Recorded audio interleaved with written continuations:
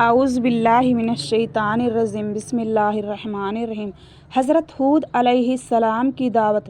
جب قوم عاد شرک و بت پرستی میں حد سے زیادہ بڑھ گئی تو اللہ تعالیٰ نے حضرت ہود علیہ السلام نبی بنا کر ان کی ہدایت کے لیے بھیجا۔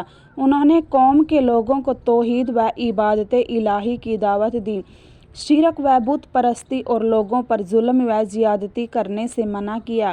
قوم نے ان کی نصیحت قبول کرنے کے بجائے جھٹلانا شروع کر دیا۔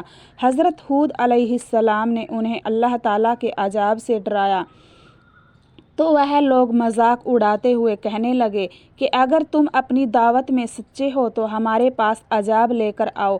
اللہ تعالیٰ نے اس ہٹ درمی اور مطالبے پر 3 سال تک قحط سالی کے عذاب میں مبتلا کر دیا، جس کی وجہ سے ان کی باغات و کھیتیاں سب برباد ہو گئی۔ اتنی بڑی تباہی سے عبرت حاصل کرنے کے بجائے اس بدبخت قوم کی بغاوت و سرکشی اور زیادہ بڑھ گئی۔ بالآخر دوبارہ اللہ تعالیٰ کا غضب بھڑک اٹھا اور 1 ہفتے تک چلنے والی طوفانی ہواؤں نے ان کا نام و نشان مٹا کر رکھ دیا۔ قوم عاد کی ہلاکت کے بعد حضرت ہود علیہ السلام اہل ایمان کو لے کر یمن کے شہر حضرموت چلے گئے اور یہاں 50 سال تک دعوت و تبلیغ کا فریضہ انجام دینے کے بعد 883 سال کی عمر میں انتقال فرمایا۔ السلام علیکم ورحمۃ اللہ وبرکاتہ۔